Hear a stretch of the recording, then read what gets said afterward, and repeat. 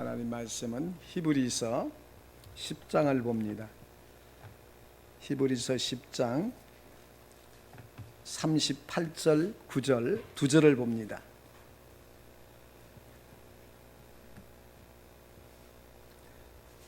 히브리서 10장 38절, 39절, 2절입니다. 다 같이 합독을 합니다. 38절 시작.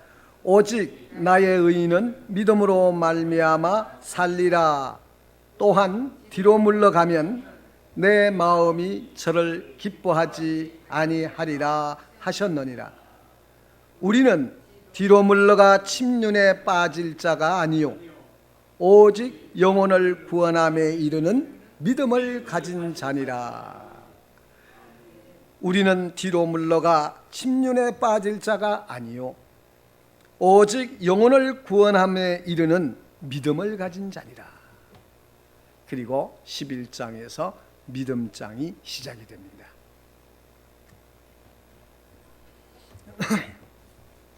지난 시간에 은혜와 은사체험에 대해서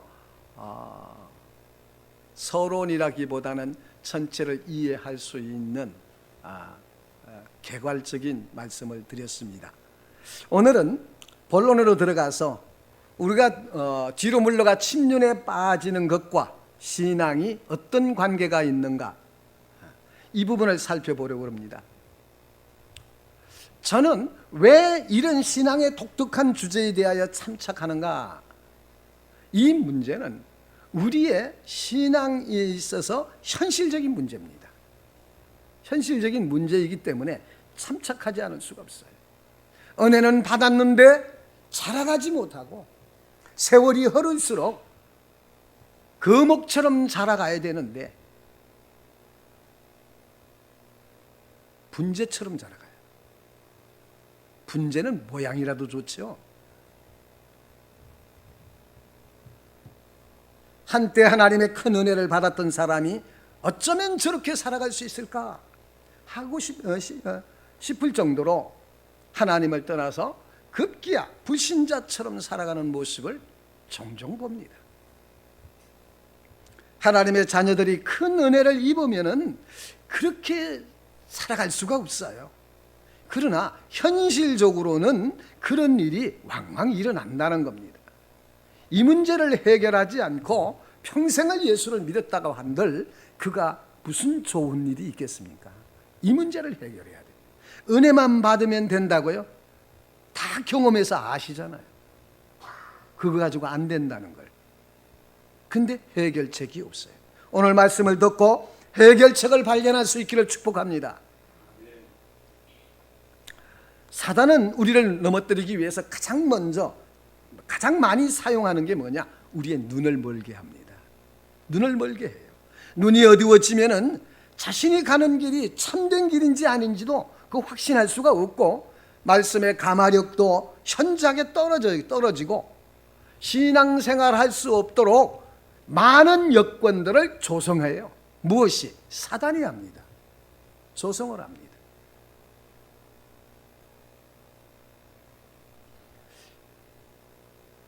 그리고 부지런히 진리의 말씀을 배우고 자신이 어떻게 하나님 앞에 믿음으로 살아가야 하는지를 생각하지 못하게 만들어 갑니다. 골치 아프게 그런 생각을 해. 이런 식으로. 이것은요, 사단이 타락시키는 가장 많이 사용하는 방법이에요.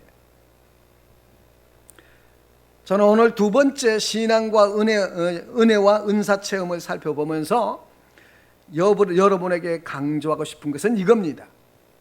성도들이 말씀을 듣고 뜨겁게 성령 체험하는 것은 너무나 중요합니다. 그러나 그보다 더 중요한 게 있다는 것을 알아야 됩니다. 그보다 더 중요한 게 뭐냐? 장성한 자와 같이 옳은 것과 그른 것, 선한 것과 악한 것, 그리스도에 속한 것과 악한 세력에 속한 것, 이런 것을 넘어서서 그 이상을 구현하기 위해서 신앙생활이 어디에 세워져야 되느냐? 진리의 말씀 위에 세워져야 됩니다. 말씀 위에 세워져야 돼요. 그래서 예수님은 뭐라고 하십니까? 뱀처럼 지혜롭고 비둘기처럼 순결하라. 신앙생활은 예수를 믿고 믿음의 세계에 들어오면은 그 다음에는 이 은혜가 내 등을 떠밀어서 저절로 되는 것은 단 한 가지도 없습니다. 단 한 가지도 없어요. 구약의 광야에서 죽었던 수많은 이스라엘 백성들을 생각해 보십시오. 그들은 광야 들어온 지 며칠 되지 않아서 죽은 사람도 있고, 오랜 세월이 흐르고 가나안 정복을 눈앞에 앞두고 죽은 사람도 있습니다. 애굽에서 온갖 신들이 가득한 어둠을 찢고 10가지 재앙으로 하나님 되심의 영광스러운 임재를 친히 보여주셨어요. 더욱이 자신들을 쫓아오던 애굽의 군사들이 홍해에서 수상되는 것을 두 눈으로 똑똑히 목격을 하고 미디암을 선두로 하나님을 찬송하며 그 이름을 불렀던 사람들이에요. 그뿐입니까? 날마다 불기둥과 구름기둥으로 하나님의 임재를 확인하고 아침마다 만나를 거두어서 하나님이 동행해 주시는 것을 목격했습니다. 그러나 성경은 그들이 불순종하다가 광야에서 죽어갔다고 합니다.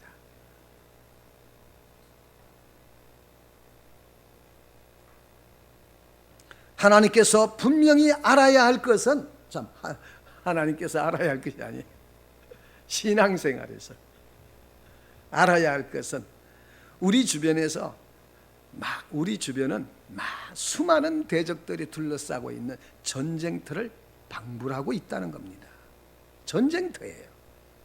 이 가운데 성도들은 사단이 올무를 놓고 어떻게 악한 계략을 꾸미는지를 알고 이것을 물리치고 살아가는 법을 배워야 됩니다. 오늘날 성도들이 지식은 많은데 실제적으로 무감각해서 평소에는 신앙이 좋은 것 같은데 무슨 일만 일어나면은 자기 안에 아무것도 없다는 것을 발견합니다. 이들은 성경에 기록된 약속의 말씀과 축복의 말씀들을 입으로 엎조립니다. 뿐만 아니라 계시록 마지막에, 성경 제일 마지막에 이 말씀을 지키는 자들이 복이 있도다 했습니다. 이 말씀을 잘 알고 있어요. 그런데 왜 성경은 하나님의 말씀을 묵상하고 지키는 자들이 복이 있다고 증거하는가? 왜 그래요? 하나님의 말씀은 살아있기 때문이에요. 살아있기 때문입니다. 살아있는 말씀으로, 말씀의 경험들이, 그걸 저는 말씀의 사건이라고 합니다. 이러한 경험들이 예배 때나 성경을 읽을 때나 묵상할 때나 풍성해지기를 바랍니다. 우리는 그동안 하나님이 주시는 수많은 사연들을 거쳐서 이 자리에 서 있습니다. 누구나 행복하기를 원하고 만족하기를 바라지만은 이 행복의 조건이 무엇이냐? 돈이냐? 명예인가? 권력인가? 세상 사람들은 그렇게 말할지 몰라도 모든 사람의 행복의 조건은요, 딱 한 가지입니다. 하나님이세요. 내가 만난 하나님이 내 인생에 무슨 의미가 있는가? 내가 경험한 영적 체험들이 무엇을 말해주는가? 이 은혜를 힘입어 오늘을 살아가는 나에게 하나님이 원하시는 게 무엇이고, 오늘 하나님은 무엇 때문에 내 생명을 거두어 가시지 아니하고 여기에 살게 하셨는가? 이런 것을 아는 것이, 알아야만 이제 비로소 신앙이 시작되는 겁니다. 그거 알지 못하고 신앙생활하면은 기복주의, 복 받아서 잘 살자, 천국 가자, 이런 쪽으로 빠져요. 인간 중심, 내가 중심이 돼서 신앙생활을 하게 된다는 얘기입니다. 내가 잘 돼야 되고 내가 편해야 되고, 언제까지 그렇게 젖병 물고 다닐랍니까? 문제는 많은 사람들이 이것을 알고 싶어 하지 않는다는 거예요. 알고 싶지 않아요.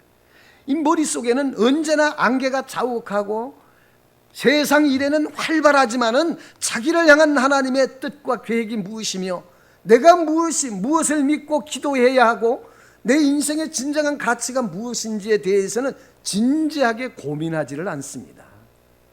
고민하지를 않아요. 우리 인생의 모든 희망은요, 하나님의 은혜에 달려 있습니다. 하나님의 은혜에 달려 있어요. 하나님은 자신을 의지하는 자, 믿음으로 하나님만을 소망하는 자들에게는 은혜 주시는 것을 기뻐하십니다.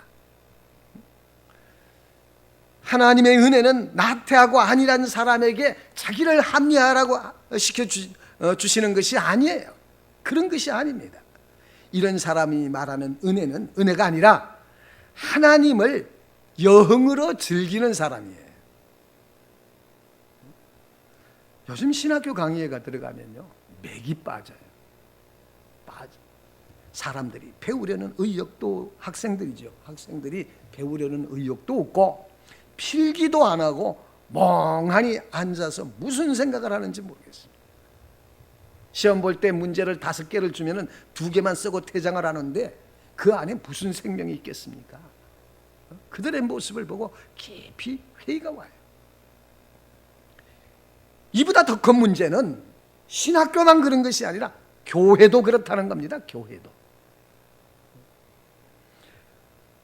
오늘 진리의 말씀을 통해서 내가 무엇을 믿고 어떻게 살아야 하고 내가 고백하는 신앙의 내용이 내 삶에 무엇을 의미하는지를 알고 배우고 사모하는 마음으로 예배를 드리는 이런 사람들이 얼마나 됩니까? 여기에 들어오실 때에 얼마나 하나님을 기대하고 나오셨습니까? 깊은 졸음과 싸우고 핸드폰 만지작거리며 견디고 참으며 예배를 드려요. 그렇게 믿는다면 평생을 교회 다녀서 무엇을 얻겠습니까? 무엇을 얻겠어요? 이런 사람은 사단이 시험할 필요도 없어요. 왜요? 가만 놔둬도 망하니까. 은혜를 받고 성령을 받으면 뭐합니까? 남비처럼 그 물끓 듯이 끓다가 이내 식어버리고 자기 마음을 지키지 못하면서 어떻게 세상을 이길 수가 있겠습니까? 불가능한 얘기예요. 유대인들은요, 이 가정에서 밤에 아이들이 잠잘 때 가서 쉐마라고 인사를 한다고 그래요. 쉐마가 뭡니까? 들으라 이 말이죠. 자나 깨나, 자나 깨어 있어나, 잠자면서 사무엘처럼 하나님의 음성을 들으라, 그런 인사죠. 또 아이들이 이제 글자를 배울 때쯤 되면 쉐마라는 글자를 써놓고 그 꿀을 그 글자 따라서 이렇게 묻혀놔서 아이들이 꿀 먹을 찍어 먹으려고 이렇게 글자를 따라서 무슨 이렇게 찍어 먹으면서 그걸 배운다고 그래요. 가장 먼저 배우는 게 뭐라고요? 쉐마입니다. 듣는 법을 배우는 거예요. 들을 줄 알기를 바랍니다.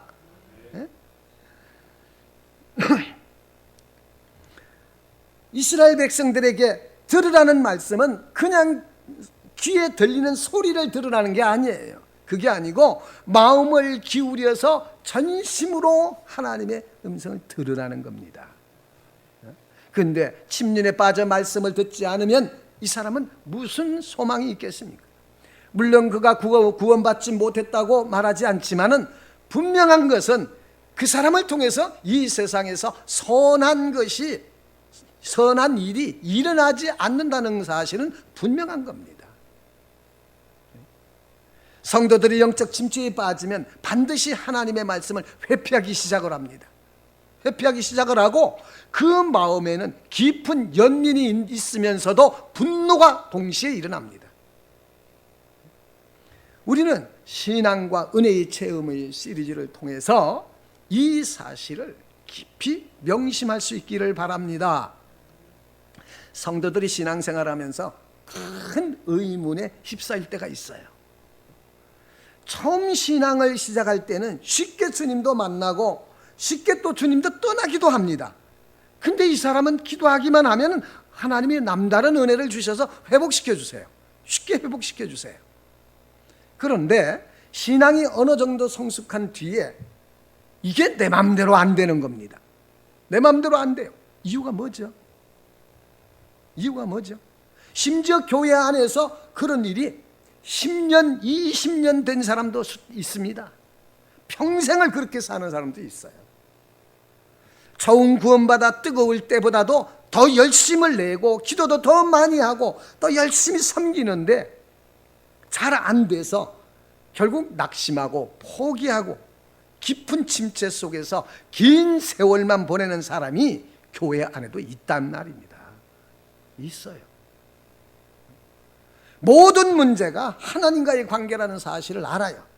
하나님의 말씀을 듣고 아주 선명하게 하나님과의 관계가 잘못됐다는 사실도 안다는 말이에요. 그렇게 살아서는 안 된다고 다짐을 하고 더 열심히 기도하고 묵상하고 섬기고 그러면 언젠가 하나님이 은혜 주시면 되겠지. 아무것도 안 됩니다. 아무것도 안 돼요. 그런 꿈은 깨십시오. 내가 단언을 합니다. 물론 어떤 사람은 그런 일이 일어나기도 해요. 그러나 대부분의 사람은 아무 일도 일어나지 않고 하나님은 길고 길게 침묵하십니다.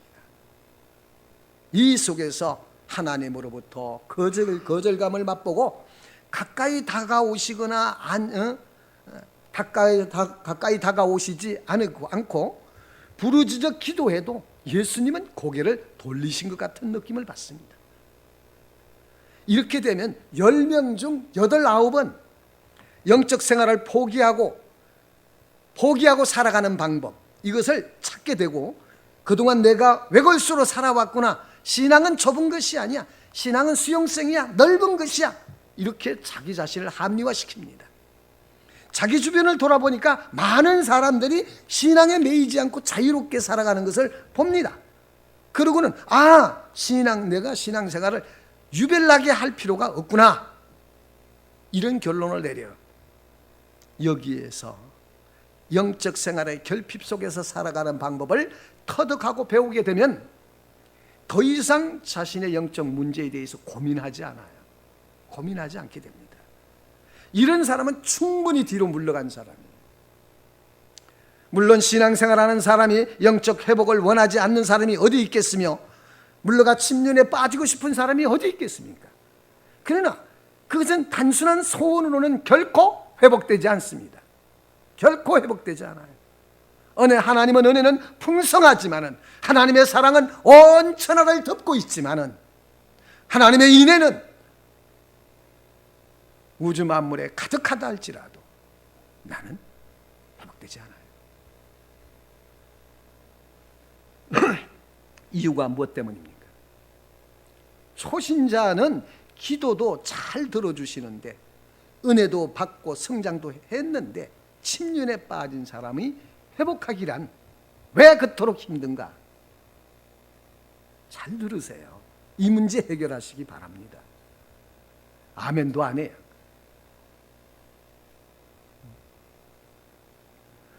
하나님께서 우리의 신앙에 풍성한 말씀과 믿음의 비밀을 알게 해주시려고 장시간 침묵하실 때가 있습니다. 이때 깊이 하나님의 얼굴을 구하고 지속적으로 기도를 해야 됩니다. 예전에는 산이 울릴 정도로 부르짖어야 기도한 것처럼 여겼는데 이제는 신앙이라는 것이 그런 것이 아니라, 그린 것이 아니라는 사실을 깨닫고 그동안 신앙이 참 유치했다는 것을 발견합니다. 사람들에게는 하나님께서는 다른 사람이 알지 못하는 말씀의 세계, 은혜의 세계, 믿음의 세계, 이것을 보여주시고 우리의 신앙을 자라가게 하시는데 편견과 아집으로 가득 찬 나를 진리의 말씀으로 깨트려 주시고 성령님이 주도하시는 삶을 살게 하셔서 자유가 무엇인지를 깨닫게 하신다는 겁니다. 이때 날마다 새로운 은혜의 세계, 기도의 세계, 말씀의 세계, 믿음의 세계를 통해서 하나님과의 친밀한 교제 속에서 때로는 하나님의 숨소리조차도 들리는 것 같아요. 숨소리까지도. 이 말씀 속에 주님의 인도하심을 따라 전적으로 순종함으로 그 기쁨이 무엇인지를 맛보게 됩니다. 이렇게 말씀의 세계를 맛보았는데 이때 하나님께서 반복적으로 경고하시는 게 있어요. 이걸 잘 들을 줄 알아야 됩니다. 그게 뭐냐? 침륜에 빠지지 말라, 뒤로 물러가지 말라, 이것을 반복적으로 말씀하세요. 근데 그때 착각하는 게, 이 소리를, 이 음성을 들었으면 나에게 적용시켜야 되는데 이걸 다른 사람한테 적용시킵니다. 다른 사람에게. 그 이유는 진리의 세계를 맛보고 물러간 사람은 무지 때문에 침륜에 빠진 사람과 다르기 때문입니다. 다르기 때문이에요. 하나님은 동일한 범죄라고 할지라도 누가 그 죄를 범했느냐에 따라서 경중이 다르게 다스리세요. 그래서 청교도들은 죄를 그토록 심각하게 다룹니다. 청교도는, 어떤 청교도는 이런 말을 합니다. 때로는 아주 사소하고 하찮은 죄라고 생각했는데 그 죄 하나 때문에 가혹하리 많지 긴 세월을 영혼의 고통 속에서 하나님 없는 삶을 살아가야 할 때가 있다, 이렇게 말합니다. 별것 아닌 것 같은데 하나님은 아주 심각하게 다루세요. 사실 이렇게 말할 수 있는 사람은 아주 높은 수준의 영적 삶을 사는 사람이에요. 하나님에 대한 감각이 없는 사람은 동일하게 죄에 대한 감각도 없습니다. 하나님에 대한 감각이 예민한 사람은 죄에 대한 감각도 민감한 사람이에요. 그래서 신령한 사람이 누구냐 할 때에 뭐 하늘에 올라갔다 내려갔다 한 사람이 아니라 죄에 대하여 민감하게 반응하는 사람이 신령한 사람입니다. 그 청교도들이 죄를 그토록 심각하게 다루는 이유가 바로 그겁니다.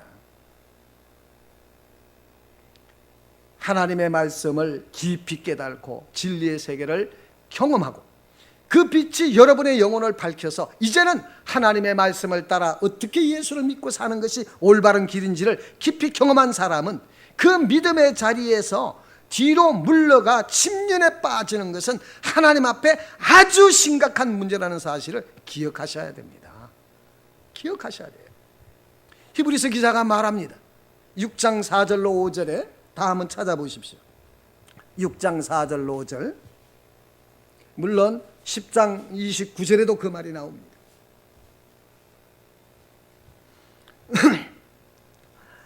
히브리서 6장 4절로 6절 다 같이 한 목소리로 시작. 한 번 비침을 얻고 하늘의 은사를 맛보고 성령에 참여한 바 되고 하나님의 선한 말씀과 내세의 능력을 맛보고 타락한 자들은 다시 새롭게 하여 회개케 할 수 없나니 이는 자기가 하나님의 아들을 다시 십자가에 못 박아 현저히 욕을 보임이라. 여러분, 우리가 지금까지 알고 있는 하나님과 너무나 다르다는 생각이 안 듭니까? 네? 회개하지 못하는 죄가 있답니다. 화인 맞은 거죠. 회개할 수도 없거니와 회개해도 소용이 없는 죄가 있다는 거예요. 누가 그렇게 하늘의 은혜를 맛본 사람이 그 사람을 구원받지 못했다고 의심할 사람이 누가 있겠습니까? 캄캄하고 무지했던 사람에게 찬란한 진리의 빛을 비춰줬고 그 말씀을 한없이 즐거워하고 신령한 하늘의 은사를 체험했고 성령에 붙들려 하나님이 사용하시는 도구가 되었습니다. 시편 34편을 보십시오. 너희는 하나님의 선하심을 맛보아 알지어다 그랬습니다. 히브리 기자가 분명 시편 34편을 기억하고 히브리서 6장 4절로 6절 말씀을 기록했다고 저는 생각합니다. 왜냐? 34편에 맛보아 알다라는 것은 단순히 피상적으로 안다는 것이 아니기 때문이죠. 그걸 시인이 알고 있기 때문이에요. 그래서 하나님의 말씀의 세계를 깊이 깨닫고 현세뿐만 아니라 내세의 부활의 영광 가운데 올리실 하나님의 능력을 경험한 사람이에요. 여러분 중에는 회복교회에서 어두웠던 영혼의 찬란한 빛이 비추어져서 성령에 이끌러 새로운 세계가 열려져서 맛본 사람도 있습니다. 그래서 내가 지금까지 헛되게 믿었구나, 예수는 그렇게 믿는 것이 아니었는데, 이렇게 충격받은 사람도 있습니다. 이런 사람이 뒤로 물러가면 어떻게 된다고요? 새롭게 회개할 수 없게 된답니다. 내 말이 아니에요. 성경이 그래요. 성경학자들이 이 구절을 해석하기 위해서 그리스도 예수의 무한하신 사랑과 이 구절과 어떻게 조화를 이룰 것인가 하는 것을 가지고 오랫동안 고민을 했습니다. 그 결론은 하나님 앞에서 그리스도로 말미암아 용서받지 못할 죄가 있다면 예수님의 속죄는 어떻게 돼요? 파기되기 때문에 예수님 앞에서는 모든 죄를 용서받을 수 있다고 했습니다. 이 구절은 히브리서가 쓰여진 상황과 아주 깊은 연관이 있습니다. 히브리서가 쓰여질 때 상황은 큰 핍박에 직면하고 있었어요. 지금까지 볼 수 없었던 로마의 조직적인 박해가 시작되었고, 곳곳에서 끔찍한 소식이 들려오고 여러 가지 정치적인 시도들이 강하게 시행되고 있었습니다. 이런 가운데 교회 안에서는 하나님을 떠나서 배교하는 사람들이 속출을 하고 모이기를 두려워하는 사람들이 나오기 시작했습니다. 이게 히브리서가 쓰여질 상황입니다. 그래서 히브리서 6장 이야기는 주님 뜻대로 살겠습니다, 입으로는 고백하지만 실제는 불순종하는 사람이 짓는 죄가 아니라 배교의 죄입니다. 배교의 죄를 가지고 얘기해요. 그러나 내가 하고 싶은 이야기가 있는 겁니다. 제가 여러분에게 말씀을 드리고 싶은 것은 그게 용서받았느냐 못 받았느냐 이런 문제가 아니에요. 진리의 비침을 받고 하늘의 은사를 맛보고 성령님이 사용하시는 도구가 되어서 내가 놀라운 부활의 권능을 경험한 사람도 배교할 수 있다는 겁니다. 배교할 수 있다는 것이에요. 이 말을 하고 싶은 거예요. 중요한 것은 죄를 용서받았느냐 못 받았느냐 이런 이야기가 아니에요. 그토록 놀라운 하나님의 은혜의 세계를 깊이 깨닫고 놀랍게 쓰임받던 사람도 배교할 수 있습니다. 이런 일이 일어날 수 없다면 히브리서 기자는 성령의 깊이 감동을 받아서 성경을 기록한 사람인데 일어날 수 없는 사건을 기록할 수가 있겠어요? 아니죠. 말씀을 준비하면서 저는 다시 한번 성경을 자세히 살펴보았습니다. 하나님의 선한 말씀과 내세의 능력을 맛보고 타락한 자들은 다시 새롭게 하여 회개케 할 수 없나니라는 예증이 성경에 상당히 많이 나온다는 사실이에요. 구약시대의 사울 왕을 보십시오. 성령에 강하게 이끌림을 받은 사람이고 은사는 야훼의 신이 그 머리에 머물러 있다고 했습니다. 그뿐만 아니라 예언도 했던 사람이에요. 그런 하나님의 말씀을 깊이 깨닫고 처음에는 겸비했던 사람입니다. 그럼에도 불구하고 그는 하나님을 버리고 배교를 하고 마지막에 악신을 가슴에 품고 죽어갔습니다. 삼손은 어때요? 이스라엘의 왕도 없고 주관자도 없는데 사사로 부름을 받아서 나시린으로 하나님께 바쳐진 사람이요, 왕이요, 선지자 역할을 다 했던 사람이에요. 그는 놀라운 능력을 경험을 했고 성령에 크게 감동을 받아서 놀라운 역사를 이루었던 사람이지만 그도 역시 배교의 길을 걸어갔던 사람. 마지막에 목숨을 바쳐서 기도하자. 한 번만이라도 다시 한번 그 힘을 주셔서 그래서 다시 회복되긴 했습니다만은 신약으로 넘어와서 데마를 보십시오. 세상을 사랑하다가 자신의 소명을 저버린 사람입니다. 가룟 유다는 어떻습니까? 제자 중에 한 사람. 말씀의 권능과 성령의 능력, 놀라운 역사로 예수님처럼 삼중사역을 감당했던 사람입니다. 그는 예수 옆에서 매일 진리의 말씀을 들었고 하늘의 신령한 능력으로 죽은 자를 살리고 귀신을 쫓아내고 온갖 병을 고치던 사람이지만 마지막에 배교를 해서 예수님을 팔아먹었던 사람이에요. 이처럼 배교한 사람을 성경을 통해서 우리는 확인합니다. 예수님이 우리의 죄를 위해서 죽으셨고 우리가 죄를 지었어도 회개하기만 하면 무한히 용서해 주시겠다고 피의 언약을 주셨습니다. 그럼에도 불구하고 회개할 기회를 얻지 못하는 죄가 있다는 사실이에요. 이 사실을 통해서 우리는 매우 중요한 한 가지 사실을 배우게 됩니다.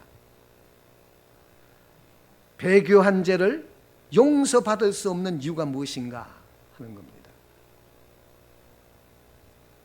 잘 들으세요. 주석가들은 배교의 죄는 너무나 크고 마음이 급격히 굳어져서 회개가 안 된다고 말을 합니다.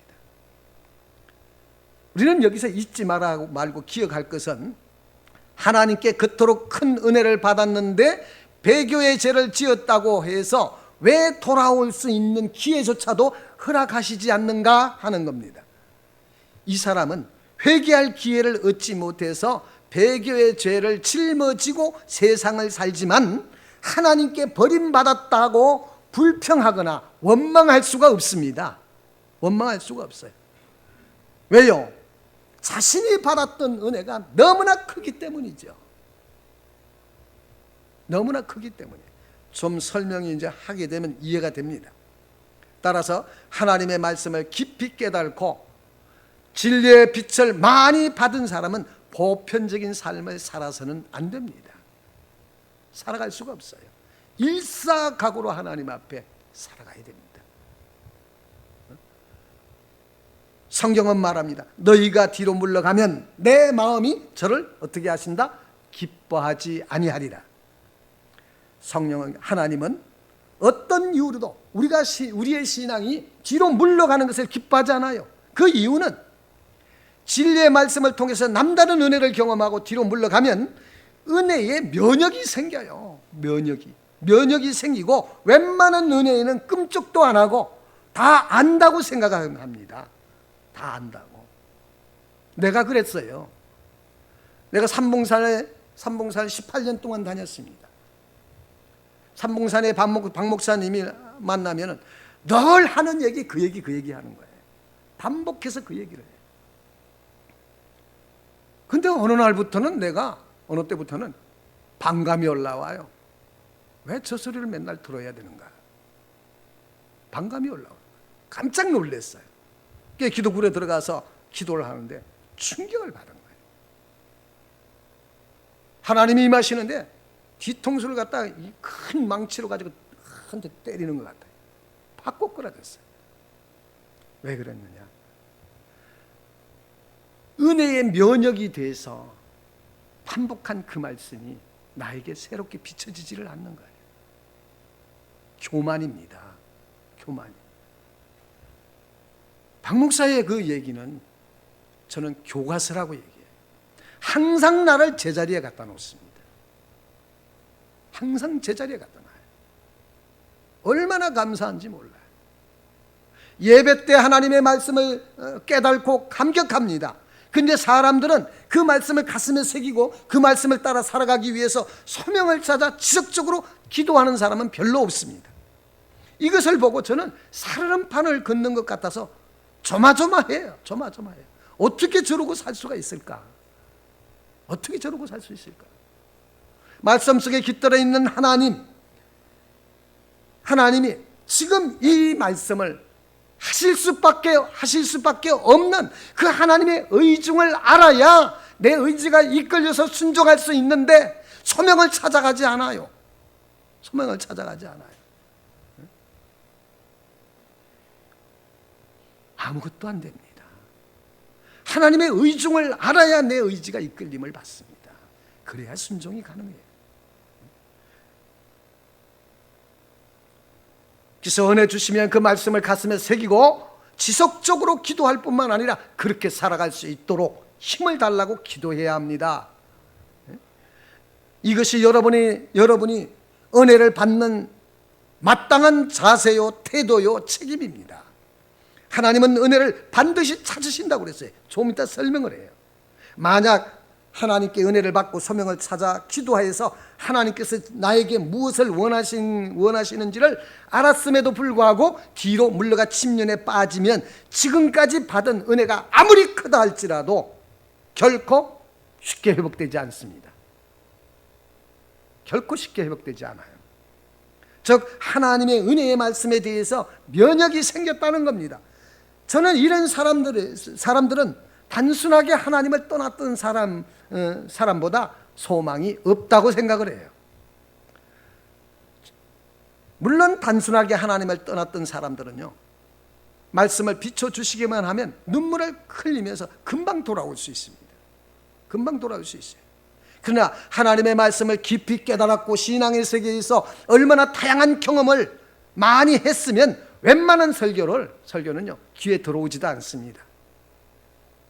이런 사람은 스승이 되실 분은 딱 한 분이에요. 오직 성령 하나님뿐입니다. 성령 하나님뿐인데 하나님 관계는 깨트려졌어요. 그러니 그 음성이 들려오겠습니까? 안 들려옵니다. 안 들려와요. 누가 이런 사람을 지도하고 세워줄 수 있겠습니까? 없어요. 없어요. 큰 은혜를 받은 사람이 뒤로 물러가는 것은 화약고를 쥐고 불 속으로 들어가는 것과 똑같습니다.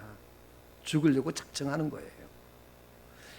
이것이 하나님을 주신 은혜를 찾는다는 말이고, 하나님은 반드시 은혜를 찾는다고 그랬어요. 그게 하나님이 은혜 주신 것을 찾는다는 말이고 하나님의 공의를 이루시는 겁니다. 어떤 주석가는 지금부터 잘 들으시면 회개할 수 없다는 이유가 말이 무슨 뜻인가를 이해하시게 될 겁니다. 잘 들으세요. 어떤 주석가는 다윗을 연구하다가 심지어 다윗은 밧세바와 간음하고 우리아를 죽인 죄는 결코 용서받지 못했다라고 주장을 합니다. 저는 동의를 하지 않습니다. 설령 그가 용서받았다 할지라도 그 죄로부터 자유로워져서 범죄하기 이전에 하나님을 사랑하던 아름다운 영적 깊이는 회복되지 못하고 죽었다고 주장을 합니다. 다윗이 회복하지 못하고 죽었다고 주장을 해요. 이해는 돼요. 왜 그렇게 주석을 했는가 이해는 됩니다. 그 이유는 살인을 하거나 간음을 한 사람은 용서받지 못하고 회개해도 소용이 없다, 끝났다 이런 말이 아니에요. 다윗이 받았던 영적인 은혜와 진리의 빛은 우리가 상상할 수 없을 만큼 위대한 말씀의 세계를 맛보았던 것입니다. 그 맛보았던 그것을 회복하지 못했다는 얘기예요. 아시겠죠? 물론 저는 이 주장이 동의하지는 않지만 분명한 것은 다윗이 타락한 것과 어린 신앙인이 타락한 것을 하나님이 동일하게 다루신다면 그것은 하나님의 공의의 공의로운 성품에 어긋납니다. 그래서 하나님이 아니라 다윗은 내 죄가 항상 내 앞에 있나이다 이렇게 고백을 합니다. 밤마다 눈물로 침상을 띄우고 이제 아침에 일어났는데 여전히 그 죄가 자기 앞에 있는 것을 목도한다는 거예요. 하나님은 우리의 죄를 용서해 주시는 분이라는 사실은 단순하게 생각해서는 안 됩니다. 단순하게. 주님이 우리의 죄를 용서해 주시는 것은 사실이에요. 저는 개인적으로 다윗은 말년에 하나님의 놀라운 은혜를 경험을 하고 더 깊은 영적 세계 속으로 들어갔다고 확신을 하는 사람입니다. 그래서 다윗을 이해할 때 밧세바 사건 전과 후를 나누어서 설명을 합니다. 저는 그러나 성경은 하나님이 우리의 죄를 용서해 주신다는 말씀과 동시에 범죄한 자에게는 고통이 있으리라는 말씀도 함께 하고 계시다는 얘기예요. 함께 하고 계시다는 것을 기억해야 됩니다. 다윗이 이후에 자녀 때문에 자식이 그날에 아비의 목에다 칼을 들이대고 있는 그런 것을 경험을 합니다. 그것뿐입니까? 자식들끼리 칼을 겨누고 있습니다. 온갖 것을 경험합니다. 왜 그랬을까요? 지었던 죄의 대가들을 치릅니다. 대가들을 치러요. 그래서 하나님의 은혜를 받으면 두려워할 줄 알아야 됩니다. 한 번 은혜를 받고 진리의 말씀을 깨달았으면 새롭게 하나님의 보좌 앞에 나가서 주님을 의지하여 어두운 세상에서 내 하나님을 어떻게 경외하며 사는 것이 참된 삶인가, 이것을 깨닫고 보다 높은 신앙생활로, 은혜 생활로 은혜 속으로 들어가야 됩니다. 여러분 생각해 보십시오. 자녀가 10살 되고 20살이 됐는데 아직도 젖병 물고 돌아다닌다면 그 부모는 큰 근심거리가 될 것이고, 다른 사람들은 그 인간 취급이나 하겠습니까? 사람 취급도 안 할 겁니다. 마찬가지로 신앙의 세계에서 예수 믿은 지 20년, 10년, 20년, 30년 되는데 아직도 젖병 물고 다니면서 이게 옳으니 그러니, 악하니 선하니 이것만 따지고 언제까지 그렇게 살 거예요? 선한 것 이상은 살 수가 없단 말입니까? 너희는 바리새인보다도, 너희 의가 바리새인보다도 낫지 않으면 결단코 천국에 들어가지 못하리라 그랬습니다. 예배를 드리면서 하나님께서 나에게 왜 은혜를 안 주시는가? 하나님의 자녀들은 이런 말 해서는 안 되는 겁니다. 하나님이 은혜 안 주셔서 그런 게 아니에요. 내가 하나님을 떠나 있으니까 은혜를 안 주시는 거예요. 안 주시는 것처럼 느껴지는 것이지, 하나님이 안 주시는 겁니까? 주셔도 몰라요. 그게 익숙하니까 은혜 받아도 좋았어로 끝나버려요. 뭐 하자는 거예요? 얼마나 하나님이 공의가 진노하시겠습니까?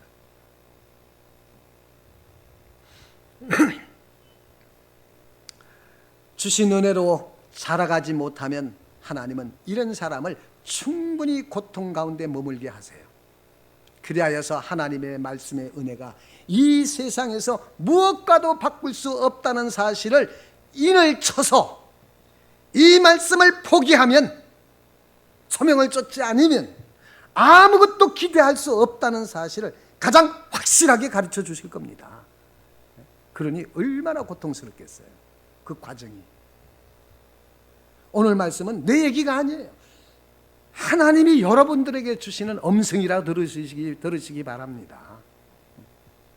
사도 바울이 얼마나 대단한 사람입니까? 설교 시간에 창틀에서 앉아서 설교를 듣다가 떨어져 죽은 유두고 생각해 보십시오. 떨어져 죽었어요. 바울이 내려가서 기도하니까 금방 살아났습니다. 한 동네를 바울과 그 일행이 지나가면 사단이 결박돼 버립니다. 이토록 성령이 보증해 주시는데 뭐가 겁날 게 있습니까? 근데 뭐라고 그래요? 내가 복음을 전파한 후에 버림을 받을까 두려워한다고 그랬습니다. 나는 날마다 나를 쳐 복종시킨다고 했습니다. 생사 여탈을 거머쥐고 있는 사도가 왜 두려워합니까? 신앙의 세계라는 것은 그런 것이 아니라는 거예요. 이 사실을 너무나 잘 알기 때문이죠. 큰 은혜를 받은 사람이 어찌해야 하는지를 거기서 뒤로 물러가면은 회개할 기회조차도 그 받았던 그 은총을, 그 은혜를 회복할 수가 없는 겁니다. 심지어 한글도 깨우치지 못한 사람이 말씀을 듣고 변화를 받는데, 예전에 우리 교회 안에 이런 이야기가 나돌았습니다. 전도하면 못하냐? 알아듣지도 못하는데. 참 충격을 받았습니다. 얼마나 두려운 말인데 저런 말을 그렇게 서슴없이 하고 다니는가? 기가 찰 노릇이에요. 그게 얼마나 두려운 소리인지 아십니까? 이 사람은 성령의 역사를 전혀 기대하지 않는 사람이에요. 가이사라 빌립보에서 예수님이 너희는 내가 누구냐고 물으실 때 베드로가 뭐라 합니까? 주는 그리스도시요 살아계신 하나님의 아들이시니이다.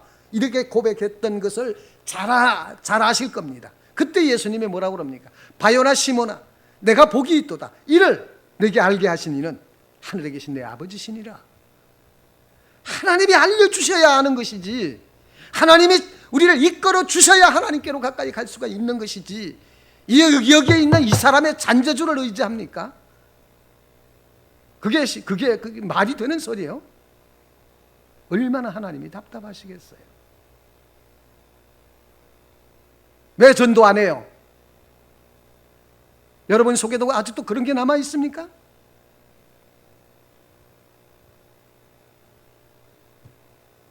말씀을 듣고 깨닫고 이해하고 아는 것은 전적으로 성령의 역사입니다. 믿으시면 아멘 하세요. 우리가 기억할 것은 하나님은 모든 것을 주시고 우리에게 알게 하시지만은 내 삶을 대신 살아주시지 않습니다. 하나님이 대신 살아주지 않아요. 내가 살아야 하는 겁니다. 내가. 놀라운 은혜를 하나님이 주시지만은 은혜 받은 사람이 사는 것은 자기 자신이에요.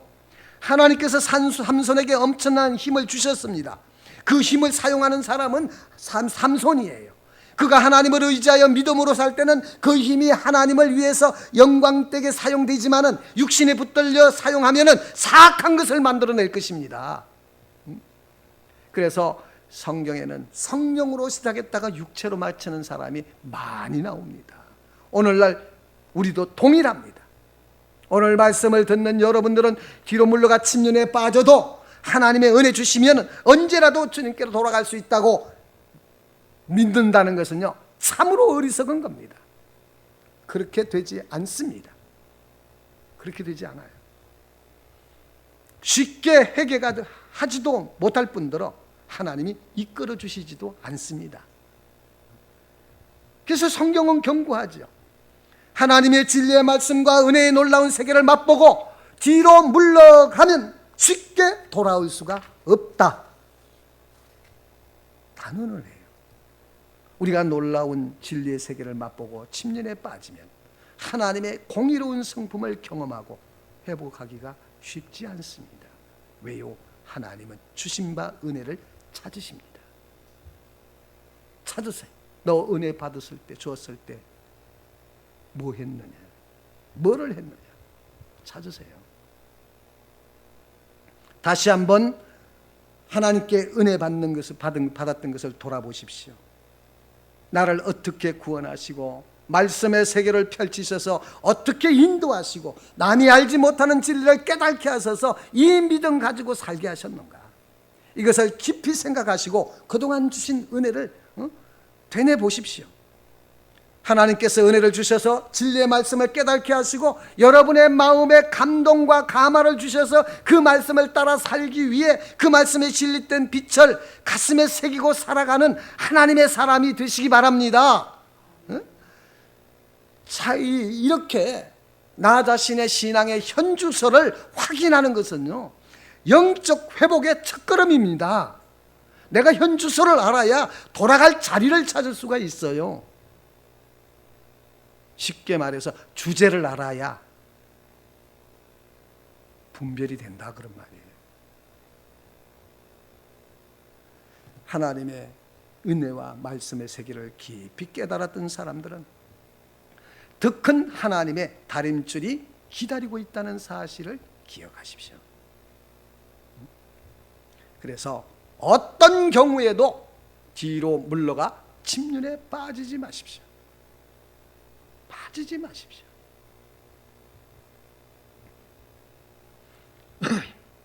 여호수아가 이스라엘 백성들이 가나안에 정착한 후에 세월이 흐른 뒤에 목숨을 걸고 한편의 설교를 합니다. 너희는 생사간에 택하라.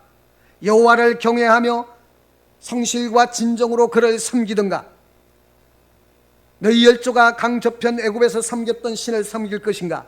오늘날 택하라. 나와 내 집은 여호와만을 섬기겠노라. 오늘 우리는 동일한 설교를 듣고 있는 겁니다. 여러분은 택해야 됩니다. 은혜 받았을 때 택해야 돼요. 소명을 찾아 그 앞에 서시기 바랍니다. 하나님의 의중이 보여질 때까지 지속적으로 기도하십시오. 그 말씀에 진리된 빛을 성령이 비춰주시기까지 지속적으로 기도하십시오. 그리하여 그 말씀이 이 마음에 심겨지면 또 다른 말씀이 들려옵니다. 이전에 받았던 말씀과 이후에 받은 말씀의 일관성을 찾아서 주님과 함께 동행하는 삶을 살아가십시오. 그게 동행하는 삶이에요. 그게 동행하는 삶입니다. 저는 너무나 큰 은혜를 많이 받아서 이 사실 때문에 두렵고 떨림으로 살아왔습니다. 그래서 말씀에 참착하는 겁니다. 집착하는 거예요. 서재에서 나오지는 않습니다.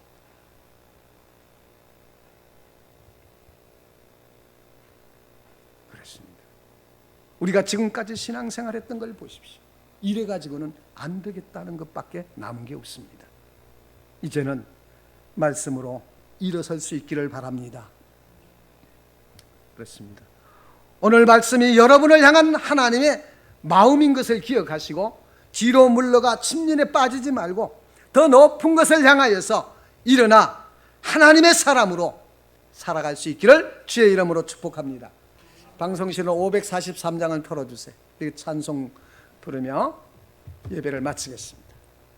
저 높은 것을 향하여